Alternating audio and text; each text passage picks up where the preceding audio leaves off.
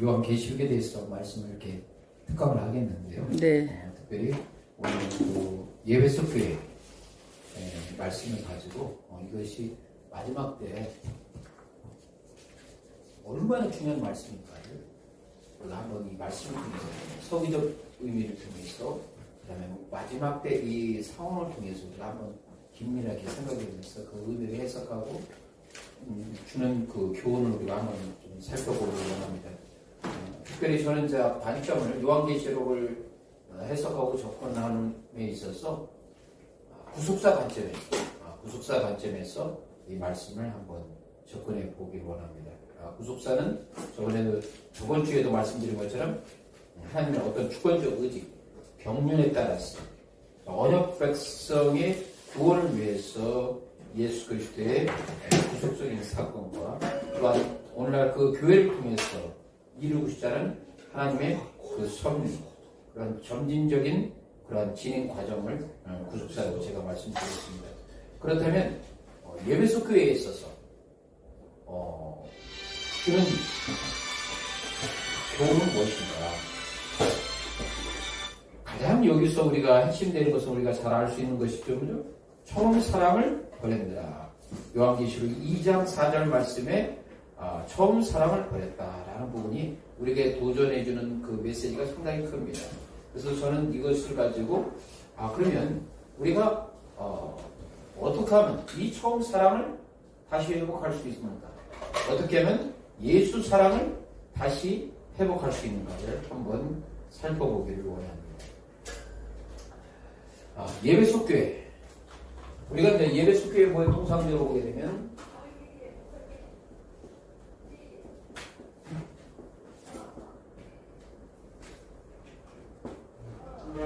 사도 바울이 무려 3년간 머물렀습니다. 3년. 그렇죠? 1차, 2차, 3차 사도 바울이 그 선교 여행 가운데서 한 교회에 가장 많이 머물렀던 교회가 바로 예배소 교회입니다. 특히 두란노 소원에서 2년 동안 집중적으로 어떤 예배소 도시뿐 아니라 소아시아 전체 그 두란노 소원에서의 사도 바울의 메시지는 큰 영향을 미쳤고 많은 사람들이 거기서 교육받고 훈련받고 가르침을 받음을 통해서 각자 자기 교회에 가서 개척하기도 하고 교회를 세우기도 하고 많은 일꾼을 되었습니다. 자, 그렇다면 이 예배소 교회에 어떻게 보면 복음 부분에 대해서는 다른 어떤 교회보다도 확실한 이 예배소 교회에 주님께서 주시는 메시지, 그 의미는 어떤 것을 갖고 있는가? 우리가 좀 이 예배소 교회에 주신 메시지를 통해서 그것을 확인할 필요가 있습니다. 특별히 예수님께서 소아시아 7교회 예배소, 성화나, 버가모, 두아디라, 사데, 빌라델피아, 나우데에게 교회들 이 7교회에 주님께서 주실 때 각 교회별로 예수님의 모습이 같습니까? 아니면 다릅니까? 달라요. 그렇죠? 예배소 교회에 주는 메시지를 주님께서 주셨을 때 예배소 교회에 나타난 예수님의 모습과 성원학 교회에 나타난 예수님의 모습, 버가모 교회, 두아디라 교회 각각 다릅니까? 똑같습니까? 다르죠. 그러면 예수님의 그 모습, 이미지, 여기서 이제 중요한 부분을 이야기합니다. 예수님의 모습, 이미지는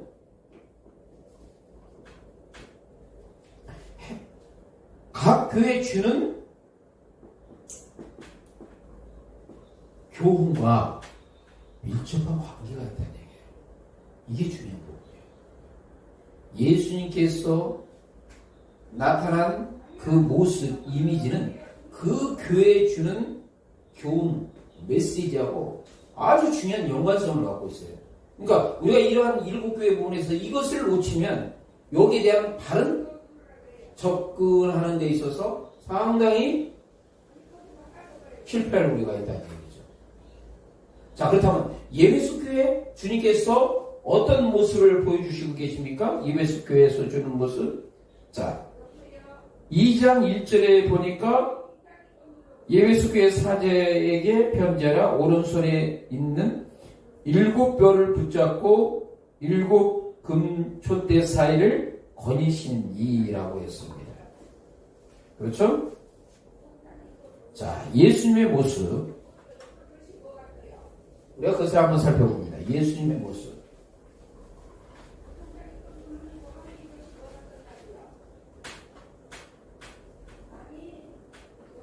예수님은 7뼈를 붙잡고 7금 촛대 사이를 다니시는 분이라고 했어요. 여기서 뭡니까? 붙잡고.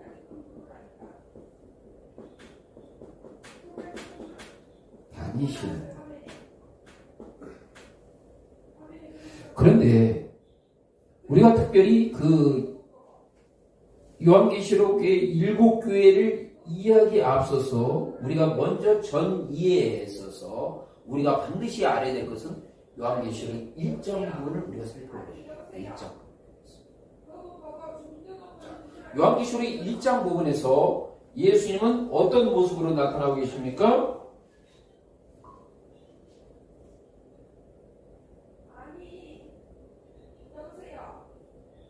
1장 13절 보니까 예수님께서 촛대 사이에 인자 같으신 이가 발에 끌리는 옷을 입고 가슴에 금띠를 띠고 그 머리털의 희기가 흰 양털 같고 이런 식으로 해서 계속 예수님의 모습이 나오다가 1장 16절에 어떤 글귀가 있습니까? 그의 오른손에 7뼈이 있고 그의 입에서 좌우에 날성검이 나오고 그 얼굴은 해가 힘있게 비치는 것 같더라. 여기서 1장에서 요한계시록 1장에서 예수님의 모습은 어떤 모습입니까? 부활하신 예수님. 그렇죠? 그리고 순기하신 예수님의 모습이 나오고 있습니다. 이것이 주는 메시지가 상당히 의미가 있어요. 예수님께서 부활하시고 승계하셨다는 그것은 어떤 의미를 갖고 있습니까? 예수님께서 이미 사망 권세를 이기신 분으로 등장하죠. 그렇죠? 사망 권세를 이기신 분으로 등장을 합니다. 자, 예수님께서는 죽음의 권세를 이기셨습니다. 그런데 죽음의 권세를 이기신 예수님이 누구를 붙들고 있습니까? 7뼈를 붙잡고 있습니다. 그렇죠? 통상적으로 별에 대해서는 어떠한 목회자를 의미하는 것도 있고 또한 교회 공동체를 의미하는 것도 있습니다. 자, 그렇다면 예수님께서 죽음의 권세를 물리치시고 7뼈를 그분이 7뼈를 붙잡고 계신다면 교회 공동체는 어떻습니까? 자, 그것을 우리가 이해하기 위해서는 1세기의 초대 공동체는 어떻습니까? 그들에게 있어서의 삶의 정황은 뭐죠? 환난과 핍박에 직면했다는 얘기죠. 자, 환난과 핍박에 직면한 초대교회 공동체. 심지어는 많은 사람들이 순교의 자리에 들어갔습니다. 그들을 주님께서 붙잡고 계신다는 얘기예요. 자, 이것은 무엇을 하죠? 우리가 신앙을 가질 때 순교 자리의 부분에 대해서 들어가는 그 상황에서 주님께서는 때로는 피하게 하실 수 있지만 때로는 뭡니까? 당할 수도 있다 없다? 있다요. 그렇지만은 죽음의 권세에서 승리하신 예수님께서 교회 공동체를 붙들었다면 그들이 설령 순교의 자리에 들어갔더라도 그 순교가 끝이에요? 아니에요? 끝이 끝이 아니란 얘기예요. 이게 중요한 거야, 이게. 그분은 죽었다가 다시 살았다. 그렇다면 초대교회 공동체의 순교의 자리에 들어간 사람, 설령 죽음의 자리에 도달했더라도 그 죽음이 끝이 아니라 다음 무엇이 약속되어 있다? 다시 부활의 약속이 있다. 그것이 초대교회 공동체의 엄청난 희망이 되는 거예요. 아멘? 환난과 고통과 핍박에서 돌파할 수 있는 희망이 된다는 얘기예요. 자, 그렇다면 이게 왜 예배숙교에서 이게 중요하냐? 왜 이게 첫 번째 이것이 중요하냐? 항상 요한계시록은 1세기 당시의 성도들만을 위한 거 아니라 오늘날 그리고 마지막 때 주님 다시 오실 그때에 있는 교회 공동체를 위한 메시지라는 얘기예요. 자, 그렇다면 앞으로의 상황은 뭘로 바뀌는 겁니까? 이거 상당히 중요한 부분이에요. 이외에 예수님께서 이 예배숙교에 이런 모습으로 나타나셨는가가 우리에게 주는 교훈이 어마무시하게 중요한 부분이에요. 왜 중요합니까? 자, 마지막 우리 상황에서는 자, 이것을 우리가 생각하셔야 돼요. 1세기의 성도들이 환난과 핍박을 당했습니다. 그렇다면 이것이 이제 시대가 오늘날로 와서 마지막 주님 오실 때가 가까우면 이 시대가 어떻게 바뀝니까? 이게 중요해요. 여러분들이 이제 영적 통찰력이 필요한 거예요. 앞으로 이 마지막 때 이 상황이 되게 되면 어떤 상황으로 바뀌냐면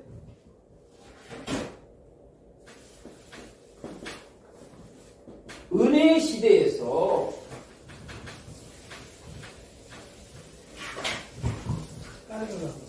이게 잘 안 나와.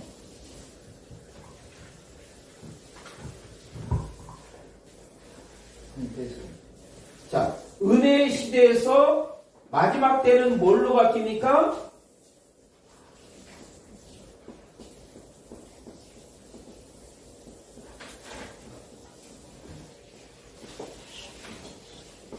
믿음의 핍박 시대로 바뀐다는 얘기예요. 자, 그러면 이 시대에 만약 예수님이 오신다면 우리도 초대교회 그 공동체들이 당하는 환난과 핍박을 당할 수 있다 없다? 있다. 순교자의 자리에 들어갈 수 있다 없다? 있다. 그럼 여러분은 어떻게 그걸 버틸 수 있을 것 같아요? 어떻게? 그것을 돌파할 수 있는, 버틸 수 있는 믿음의 동력은 뭐예요? 확신이에요. 어떤 확신이에요? 주님이 나를 붙들고 계신다. 이거 상당히 중요한 의미를 갖고 있어요. 주님이 나를 붙들고 계신다. 나를 붙들고 계신 주님은 사망 원세에서 승리하신, 죽음의 권세에서 승리하신 그 주님이 나를 붙들고 있다. 견고하게 붙들고 있다.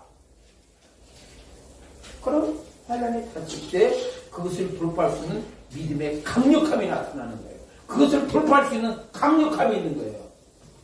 오늘날 이 시대에는 그러한 믿음의 강력함이 필요한 겁니다. 주님께서 우리에게 요구하시는 거예요. 이것이 계시록을 준 그 의미 중에서 하나는 얘기예요. 이 확신을 갖고 계십니까? 7배를 붙드신 그 주님이 나의 삶의 자리에서 붙들고 계십니다.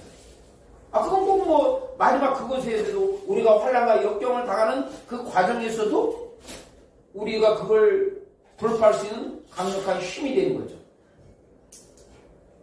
그러니까 우리가 예배숙교에서 첫 번째 주님께서 예배숙교에 그러한 메시지를 주셨는데 왜 주님께서 그런 모습으로 나타나시는가?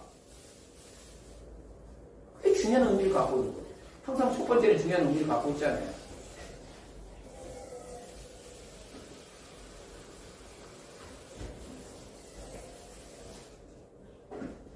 이런 상황에서의 예배에서 교회. 그리고 또한 주님께서 어떤 말씀? 일곱 금 촛대 사이를 거니시는.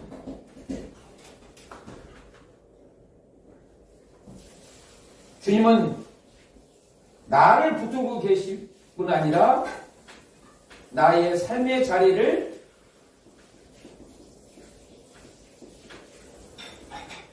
살피고 계신다.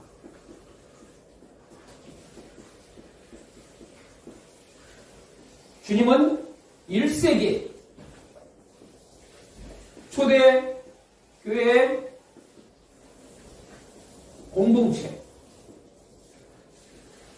공동체를 살피고 계셨습니다. 그렇죠? 그 주님께서 그들을 살피고 계셨기 때문에 그들은 환난과 역경과 핍박 속에서도 흔들리지 않았어요. 물론 일부는 어떻습니까? 일부는 흔들리기도 하고 요동치게 됐죠. 그러니까 사도 바울이 그랬잖아요. 대만은 이 세상을 사랑하고 데살로니가로 가고 그렇게 제목도 받았잖아요. 응? 한때는 사도 바울과 동역자였으면서 믿음으로써 모델을 보였던 대만은 어때요? 환난과 역경이 오니까 좀 도망간 거예요.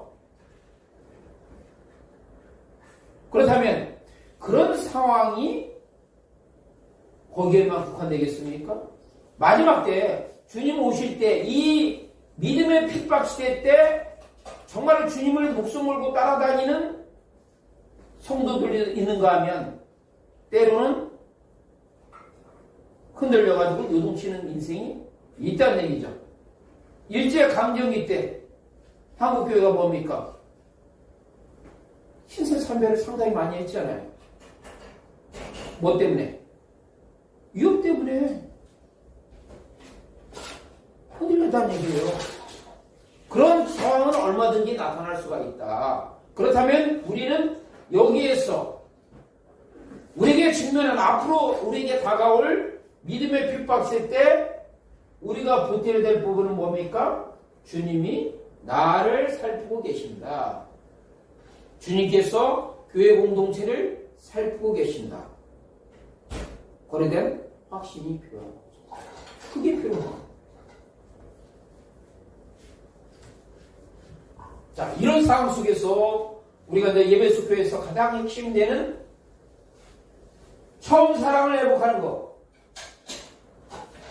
예수 사랑을 회복하기 위해서는 어떻게 할 것인가 라는 부분에 대해서 우리가 적용 부분에 대해서 우리가 한번 좀 살펴볼 필요가 있습니다. 우리가 예수 사랑을 회복하기 위해서, 처음 사랑을 회복하기 위해서는 우리가 어떻게 할 것인가. 이 메시지의 어떤 서기적임이, 제가 지금 서두에서 얘기한 것은 뭡니까? 이 메시지가 주어졌을 때 역사적, 신학적인 어떤 문맥적인 그런 의미, 배경이 무언가를 먼저 살펴본 거예요. 그것이 살펴보야만이 그것을 근거를 통해서 말씀에 대한 서기적 의미를 우리가 분명히 알 수가 있는 거죠. 그렇죠? 이런 부분을 모르고 계시록을 해석하게 되면 계시록이 어떻게 나옵니까? 해석할 때 사회적 해석이 나옵니다. 알레고리 해석이 나와요. 자칭 영적 해석이 나와가지고 삼쪽포로 빠지게 됩니다. 그래서 그 본문에 대한 분명한 역사적 신학적인 그런 의미를 정확하게 우리가 알아야 돼요. 그리고 그 통해서 아름을 통해서 그 메시지가 우리에게 주는 교훈, 의미가 무엇인가를 우리가 살펴보는 거예요. 이게 올바른 해석 방법이고 이것이 주님께서 우리에게 주시는 그 의미를 올바르게 방법하는 지혜라는 얘기죠. 우리가 이제 적용 부분에서 첫 번째는 우리가 살펴볼 것은 무엇입니까? 그리스도의 통치, 그리스도의 다스림. 여기서 주님께서 우리에게 요구하시는 건 뭐죠? 순종이에요. 순종. 이게 가장 핵심이에요. 왜 여러분 저기 예배소 교회가 왜 처음 사랑을 잃어버렸습니까? 제가 봤을 때는 불순종이나 봐요. 그 불순종에 대해서 원인이 된 것은 뭡니까? 교만이다. 교만.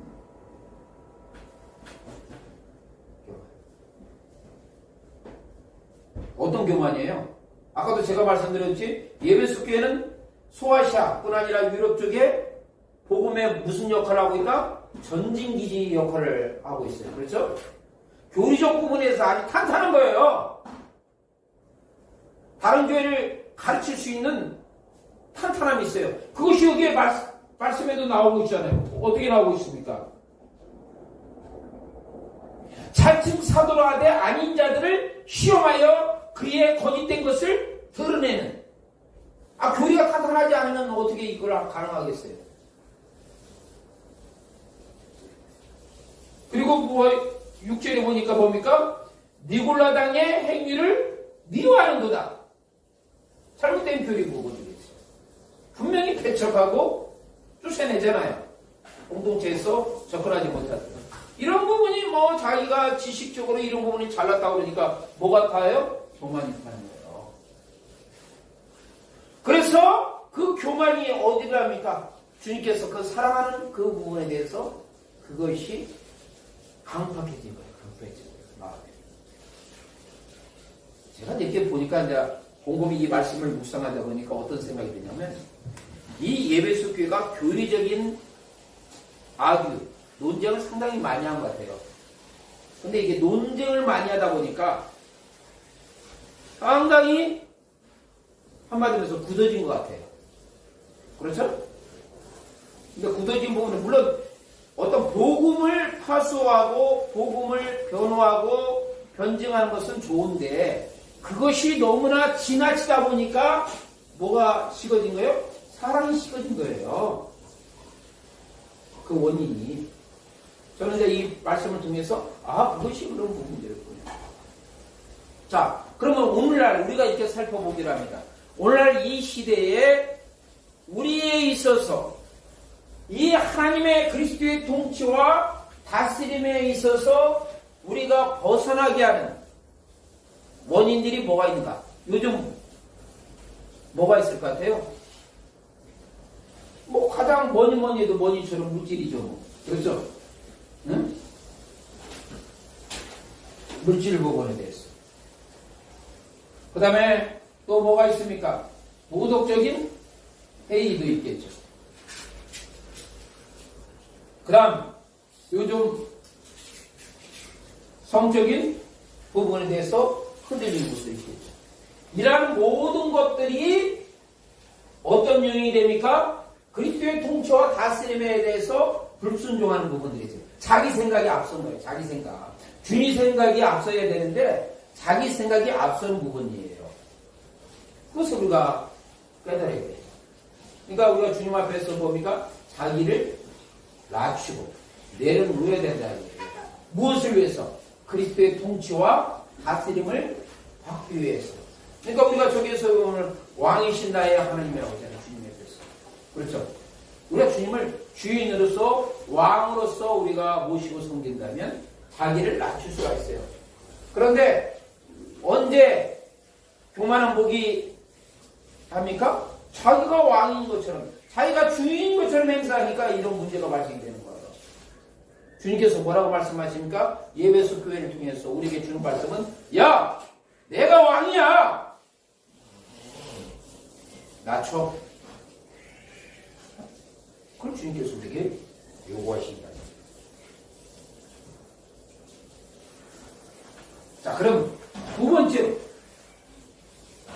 번째로 예배소 교회에 대해서 통해서 주님께서 우리에게 주는 메시지, 의미는 뭡니까?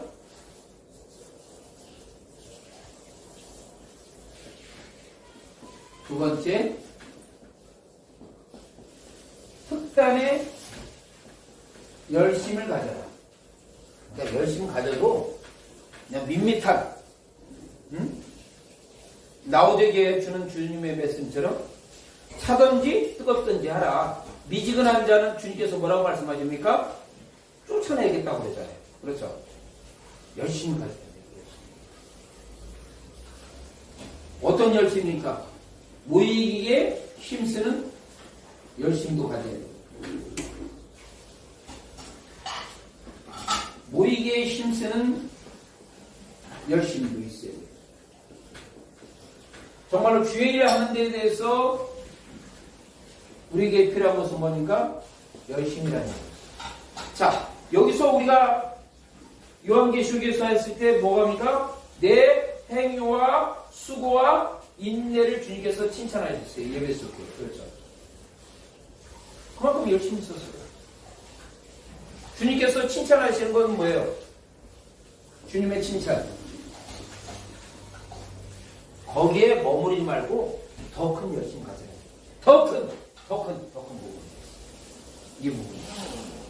그럼 왜 주님께서 더 큰 열심을 우리에게 요구하십니까? 마지막 때는 주님 오실 때는 더 큰 열심이 우리에게 필요하기 때문이에요. 마귀에게 대적하라고 했잖아요. 열심 가지고 주님 섬기지 않으면 우리가 어둠의 세력에 꺾일 수가 있기 때문이에요.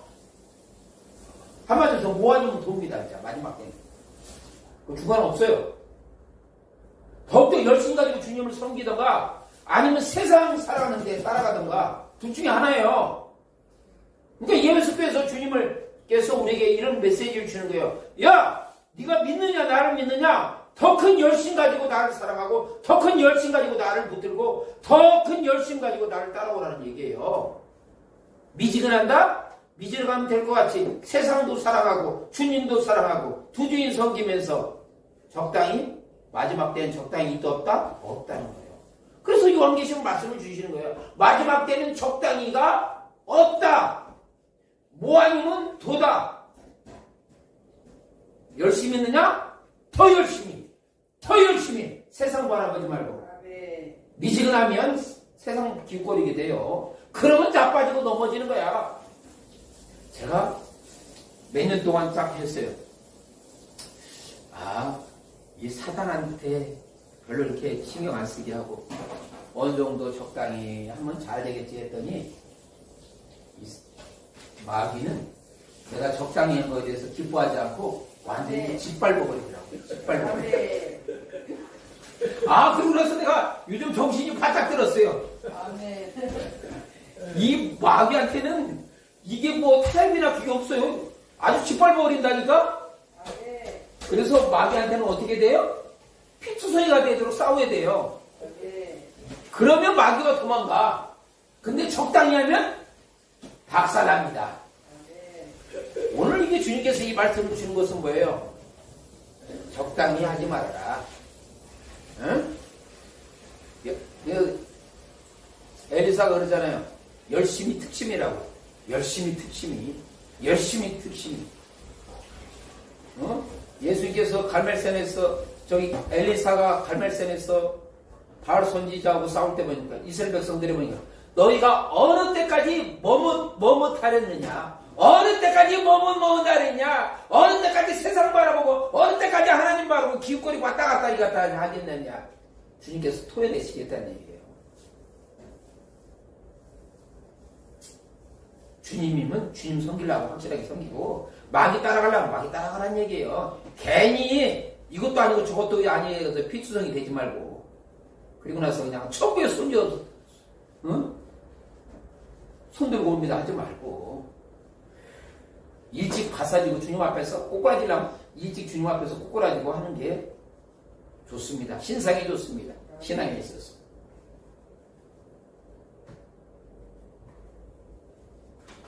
자, 세 번째. 이거 진짜 요한계시록을 통해서 예배소 부분에 대해서 지금 사실 어마무시한 메시지를 지금 선포하고 있는 거예요, 이게.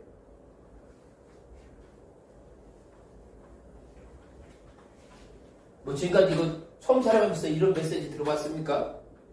그 의미에 대해서, 서기적 해석에 대해서.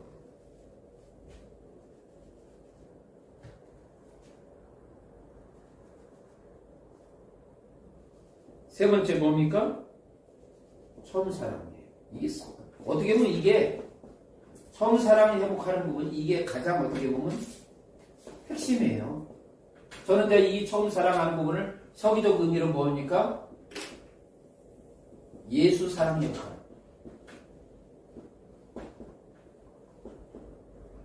어떻게 보면 예수 사랑 회복하는 것이 우리 복음의 핵심이라는 거죠. 자, 처음 사랑을 버렸다. 그것이 어떤 서기적 의미를 갖고 있습니까?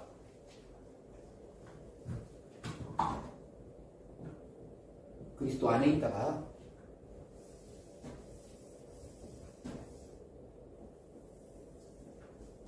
그리스도 밖으로 건너간 거예요. 이거 참 이게 망조입니다. 이거 예수 안에 있다가 예수 밖으로 가는 거예요. 이거 망조예요, 망조. 근데 현대 많은 사람들이 지금 이 길을 걷고 있지 않습니까? 이 길 걷고 있잖아요. 그렇죠? 가난한 성도도 많고 이런 부분이 많아요. 이게 왜요? 예수 안에 있다가 예수 밖으로 가는 거예요. 이게 얼마나 문제 심각한 거예요. 그 다음에 마음이 그리스도를 향한 것이 어디로 향합니까? 세상으로 향한 거예요. 많은 사람들이. 자, 보셔요. 예배소 교회가 복음의 전진기지로서 아시아 교회에서 그냥 우뚝 섰어요. 성장하는 교회였어. 그러니까 사람들이 다른 교회에 그냥 깔보고 세상 무서운 줄 모르고 하는 거예요. 그러다 보니까 어때요? 아니, 처음에는 예수 사랑 품고 막 열심히 투침을 했는데 어느 점에 예수님은 다 떠나고 내가 살아버린 거예요. 내가 살아버린 거예요. 이게 망조 아니에요? 이게 망조? 그러니까 주님께서 말이야, 야, 니네들 망조 들었어. 내가 또 도대체 니네들 꼴 못 보겠다. 내가 니네들 교회 세워주고, 복음의 전진기지 사명 감당하라고 내가 다 축복 주었는데, 니네 행동하는 거 보니까 망조야, 망조. 내가 없어. 예수가 없다는 얘기예요. 예배소 교회.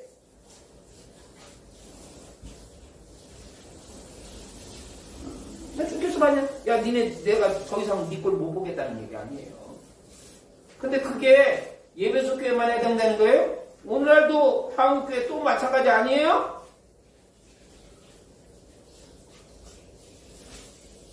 주님께서 더 이상 꼴 못 보겠다는 얘기예요.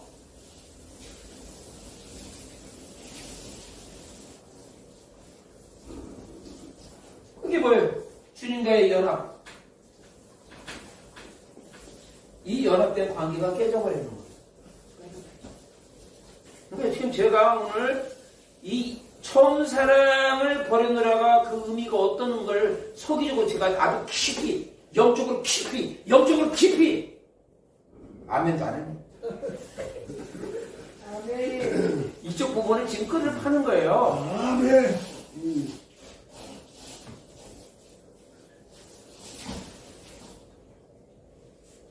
다시 해볼게요.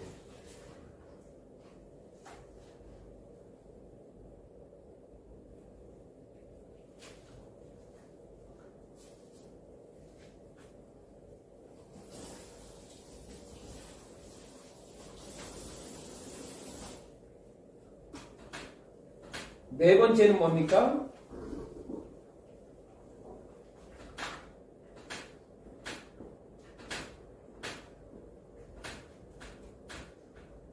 그리스도에게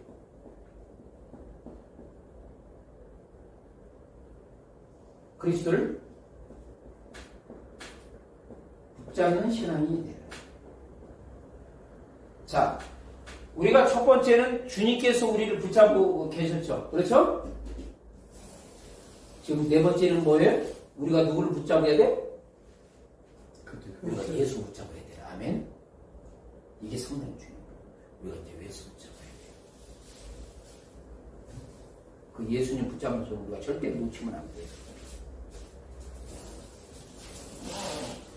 그러니까 빌립보서 3장 7절 8절 바울은 어떻게 보면 내가 모든 것을 해로 여긴다.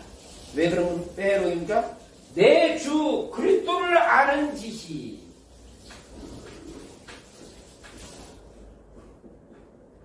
그리스도를 아는 지식이 가장 뭡니까? 보상입니다. 이게 중요해요. 오스왈드 챔버슨 목사님처럼 주님은 나의 뭐다? 최고봉이라고 그러죠. 최고봉. 우리 인생에 많은 봉우리가 있습니다. 많은 봉우리가 있는데 최고봉은 누가 돼야 됩니까? 오직 예수. 오직 예수. 오직 예수가 돼야 됩니다. 그것이 뭐예요? 주님이 나를 붙잡고 계셨다면 나는 어때? 주님 붙잡으니까 그냥 나도 내 멋대로 살래라가 아니라 나도 주님을 붙잡는 거야. 어떻게? 죽기 살기로. 마치 어떤 붙잡음이에요? 이걸 연상하면 돼요. 야곱과 나루토에서 야곱이 하나님을 붙잡는 그거예요. 이거 놓으면 어때? 이거 하나님 주님 놓으면 어때? 그럼 뭐 에서한테 그냥 피투성이 되어서 주는 거지 뭐. 사느냐 죽느냐 그게 문제 아니에요? 우리 신앙도 바로 이거예요. 야곱이 죽기 살기로 하나님 붙드는 것처럼 우리 인생도 죽기 살기로 누굴 붙들어야 된다? 주님을 붙잡아야 된다.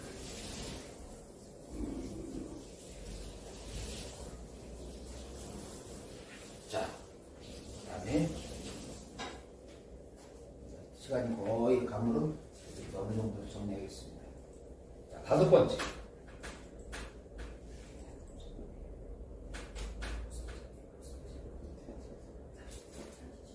생명 안에서 거하는 신앙을 가져라. 생명 안에서. 요한계시록 22장 2절 보니까 어때요? 영원한 천국에 올라간 성도들이 어때요? 생명나무의 강가에 가면서 생명나무에서 오니까 12가지의 그 과실을 먹잖아요. 아멘? 그 잎사귀는 만국을 소성케 한다. 아멘? 그 축복받잖아요. 응? 에덴 동산에서 먹지 말라는 선악과 먹고 이 쫓겨난 인생들이 다시 뭡니까? 회복이 일어나는 거예요. 그러니까 생명 안에서 거하는 신앙을 갖고 있는 사람들은 어떤 축복을 받느냐? 생명의 회복의 역사가 나타나는 거예요. 이거 보니까 이 예배 속 교회 주님께서 주신 메시지가 묵상하면 묵상할수록 너무나 어마무시한 말씀이야. 이게 너무나 그냥 서프라이즈야, 서프라이즈. 저는 전율이 일어나는데 여러분들은 전율이 일어나는지 안 일어나는지 모르겠네요. 나 혼자만 그걸 믿습니다. 이 예배 속 교회 주님께서 주시는 말씀은 정말 그냥 놀라운 말씀들이에요. 그러니까 우리는 어때야 돼요? 누구 안에 거해야 된다? 생명 안에서.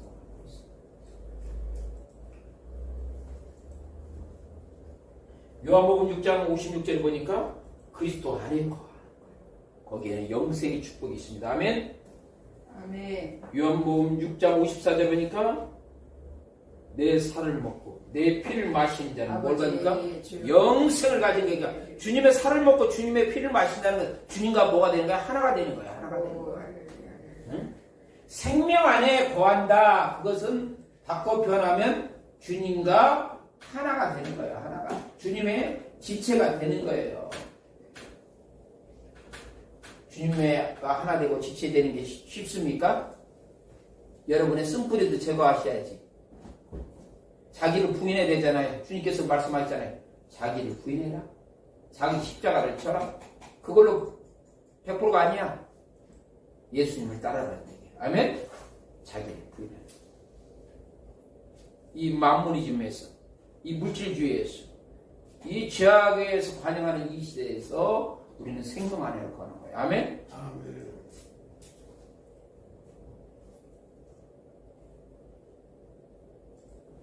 여섯 번째. 이 메시지가 주는 예배소 교회가 오늘 우리에게 주는 예수 사랑을 회복하게 하는 메시지는 뭡니까?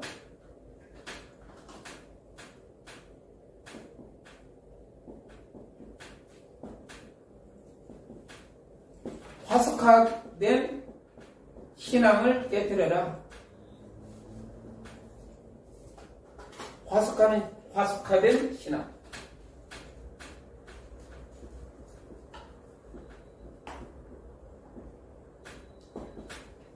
전에 이 화석화된 신앙이 뭡니까? 전에 보면, 교회 내에서, 하여간 조금 여러 가지 많은 문제를 야기하는 사람들. 이런 신앙인들이 뭐예요? 신앙이 화석화됐다는 거 아니 그냥 돌처럼 단단하게 굳어져 버린 거예요. 어떤 신앙이 생동감이 있는 게 아니라 그냥 굳어져 버렸어. 이것을 뭐 해야 되니? 깨뜨려. 봐서버리라는 얘기예요. 주님의 십자가 앞에서 봐서버리라는 얘기예요. 이것을 봐서버리지 않으면 주님께서 떠나시겠다는 얘기예요. 주님께서는 이 화석화된 신 돌처럼 단단한 이 굳은 마음, 교만한 마음, 이런 신앙 갖고 온 사람은 그냥 사귐을 갖지 않겠대. 버린 자식으로 취급하겠다는 얘기예요. 그럼 어떻게 돼? 우리가 살려면 이거 깨트려야 되죠? 이 예배소 교회가 교만해가지고 교리나 이런 부분에 탄탄하다 보니 교만해가지고 뭘 가진 거예요? 화석화된 신앙을 가진 거예요. 제가 7년 전에 썼을 때 요한계시록 주석책을 썼을 때 이걸 그렇게 주석을 했어요. 예배소 교회는 화석화된 신앙을 가졌다. 그러니까 주님께서 처음 사람을 잃어버렸다고 그러죠. 어디서 넘어오는 거예요? 생각해봐라 이거예요. 여러분들이 왜 화석화된 신앙을 가졌습니까? 왜 그런 신앙을 가졌는가? 언제 그것을 갖게 되었는가? 뭐 물질을 탐해서 세상 것을 자랑함을 통해서 명예를 사랑함으로써 그것을 가졌는가? 그걸 어떻게 이제 철저하게 깨부셔버리라는 얘기예요. 그랬을 때 비로소 우리가 처음 사랑을 다시 회복할 수가 있다는 얘기죠. 그걸 끝끝내 붙들고 하면 주님께서 뭐라고 말씀하십니까? 나는 너 몰라. 그렇게 돼버린 거예요. 야, 마지막 때 주님께서 우리 보고 나 너 몰라 해버리면 어떡해요? 그냥 끝장이야, 여러분. 응? 이게 주님께서 그래서 이게 계시록 말씀을 주기 위해서는 바로 그것을 우리가 깨우치게 되는 거예요, 이게. 뭐 이상하게 계시록을 가지고 이상하게 해석해가지고 그게 아니야. 여러분들 오늘 이 말씀을 들었을 때 어때요? 그걸 구속사적으로 하나님의 어떤 구원의 그다음 경륜을 따라서 우리가 요한계시록을 접근하니까 어때? 은혜가 돼요, 안 돼요? 그 말씀에 대한 깊이 역사적 신학적인 이런 관점에서 말씀을 치고 들어가니까 어때요? 확실하게 보이잖아요, 그냥. 보여! 하나님의 뜻이 보이고.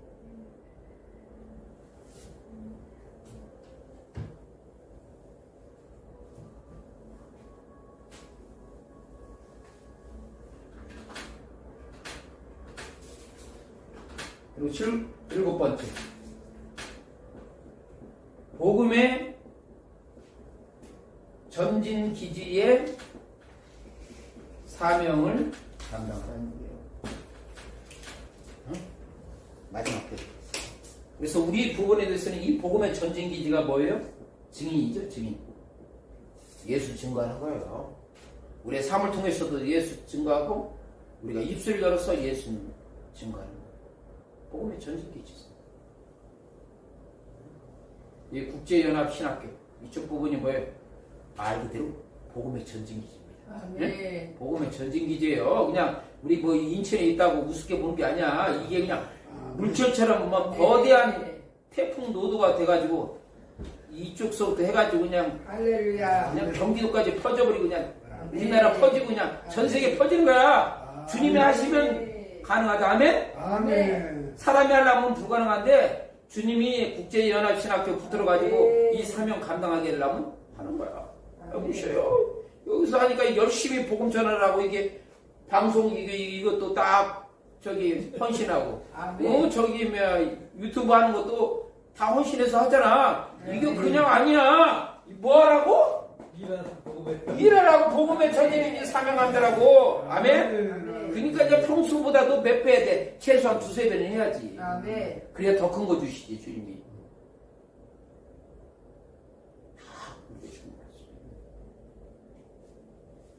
마지막, 8번째.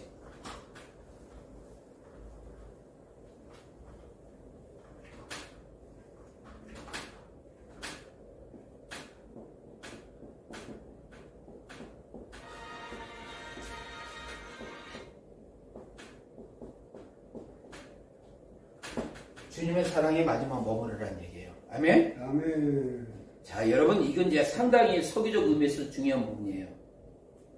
자, 예수님께서 소아시아 7교회에서 첫 번째 예배소 교회에 예수님께서 말씀을 주셨어요. 근데 첫 번째 예배소 교회에 말씀을 주셨을 때 주님의 책망은 뭐예요? 처음 사랑을 잃어버린 거에서 책망하셨어요? 안 했어요? 그러면 그 주님의 책망의 소리를 듣고 가장 충격받은 사람은 누굴까? 누구겠어요? 이게 중요해요, 여러분. 이걸 모르고 예배소 교회에 대해서 해석한다면, 소개한다면, 그건 안 뽑는 찐빵이야. 가장 충격을 누가 받았냐? 충격받은 사람은 다름 아닌 사도 요한이었어요. 사도 요한이 뭐였어요? 예배소 교회 담임 목사님이셔요. 그러니까 맨 처음에 예배소 도시에 사도 바울이 복음 전하고, 그 다음에 뭐 디모데도 가서 목회도 하고, 두기고도 이렇게 목회하고, 그러다가 누가 담임했습니까? 사도 요한이 담임했어요. 그러니까 사도 요한이 밤모섬에 유배되기 직전에 담임했던 교회가 무슨 교회다? 예배소 교회다. 근데 그 자기가 담임한 교회에 주님께서 책망하신 거야. 무슨 책망했어? 처음 사랑 잃어버렸다고 책망했잖아요. 그러면 누가 가장 충격받았겠어요? 담임 목사님이 충격받았지. 누구? 아멘. 사도 요한.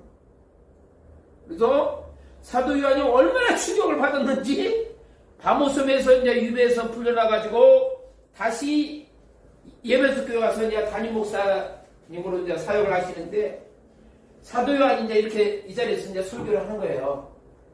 설교를 하는데 사도 요한이 다른 메시지를 안 전해. 사랑하라! 사랑하라! 사랑하라! 그러니까 처음에 막 그걸 들으니까, 야, 제자들이, 야, 이거 뭐, 아니야, 함축되는 엑기스 말이다라고, 정말 대단하다고, 막, 아멘, 아멘 했어. 근데 사랑하라도 한두 번 해야지. 계속 사랑하라고 하는 거야. 그냥 다른 얘기도 안 하고. 그러니까 이제, 제자들이 그런 거야. 아니, 다른 말씀 없어요? 왜 그냥 사랑하라, 사랑하라, 사랑하라고만 합니까? 그랬더니 사도 요한이 한다는 사람이 추가적으로 하는 말이면 사랑하라. 그거면 좋거든. 여기서의 그 사랑의 의미는 지금 내가 알다였던 그 8가지 있죠? 응? 그 의미가 다 함축된 거야. 예? 그걸 사도 요한은 함축해서 얘기를 한 거예요. 아멘? 그러니까 여러분들이 이 성경을 이렇게 보면 그만큼 성경에 있는 깊이 있는 말씀을 파헤쳐야 돼. 해내야 돼. 생수가 우러나는 거예요. 영원한 생수가 일어나는 거예요. 그러면서 그 메시지가 살아나는 거예요. 그 메시지를 가지고 복음을 선포하는 거예요. 아멘? 그래서 저는 오늘 무려 예배소 교회를 얘기하면서 몇 가지 설교에 대한 것을 얘기했어요? 8가지. 8가지를 하나만 가지고도 다 설교가 돼야 안 돼요. 그래서 요한계시록에 대한 어떤 구속사 관점에서 이 부분에 대해서 핵심에 대한 본문의 의미가 어떤 의미를 가지고 예수님께서 예배소 교회뿐 아니라 오늘 우리에게 주는 메시지, 그 교훈의 의미가 무엇인가를 우리가 살펴봤습니다. 아멘. 자, 기도하겠습니다. 참 좋으신 하나님 감사합니다. 이 마지막 때에 주님께서 우리에게 주시는 이 예배소 교회에 주는 말씀을 붙잡고 우리가 예수 사랑을 회복되며 마지막 때 천국을 향해서 달려가는 많은 상급사는 귀한 아버지 하나님 종들이 되기를 소망합니다. 아멘. 예수님의 이름으로 기도드립니다. 아멘. 아멘. 수고하셨습니다.